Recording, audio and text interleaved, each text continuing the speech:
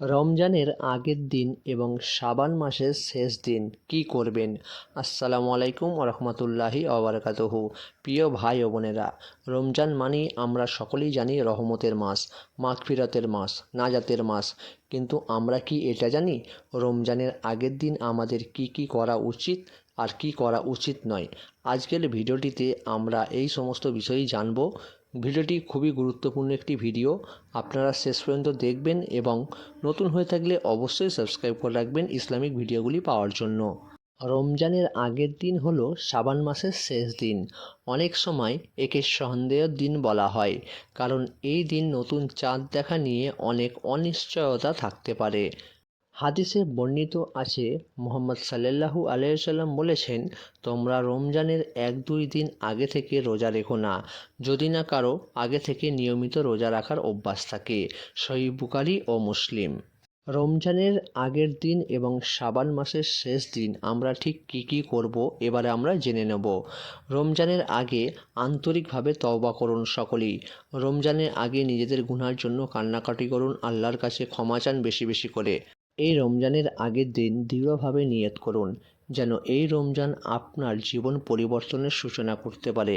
রমজানের আগের দিন যেমন আপনাকে তওবা করতে হবে এবং আল্লাহর কাছে কান্নাকাটি করতে হবে, সেরকমই আপনাকে দৃঢ় নিয়ত করতে হবে যেন এই রমজানই আপনার জীবন পরিবর্তন করতে পারেন। এছাড়াও রমজানের আগের দিন আরও কিছু প্রস্তুতি বা পরিকল্পনা করতে পারেন।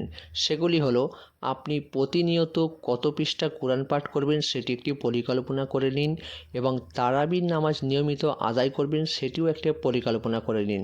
দান সদকা করবেন, এই সমস্ত কিছু আপনাকে পরিকল্পনা করে নিতে হবে। এছাড়াও পরিবারকে প্রস্তুত করুন, বাড়ির সবাইকে নিয়ে রমজানের গুরুত্ব আলোচনা করুন।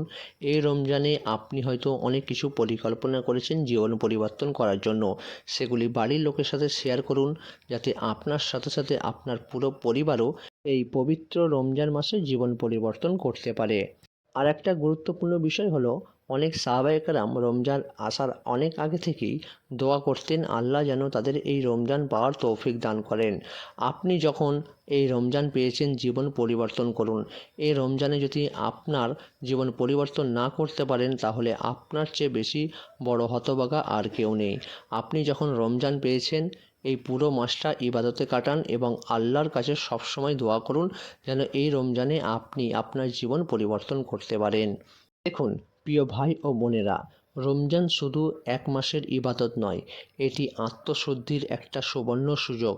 তাই রমজানের আগের দিন থেকে নিজেকে এমনভাবে প্রস্তুত করুন যেন এই পুরো মাস আপনি ইবাদতে কাটাতে পারেন।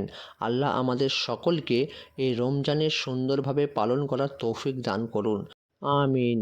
ভিডিওটি ভালো লাগলে একটি শেয়ার করবেন, আর প্রথমবারের মতো ভিডিওটি দেখে থাকলে সাবস্ক্রাইব করে রাখবেন ইসলামিক ভিডিওগুলি প্রতিনিয়ত পাওয়ার জন্য। সকলেই ভালো থাকুন, সুস্থ থাকুন। আসসালামু আলাইকুম ওয়া রাহমাতুল্লাহি ওয়া বারাকাতুহু।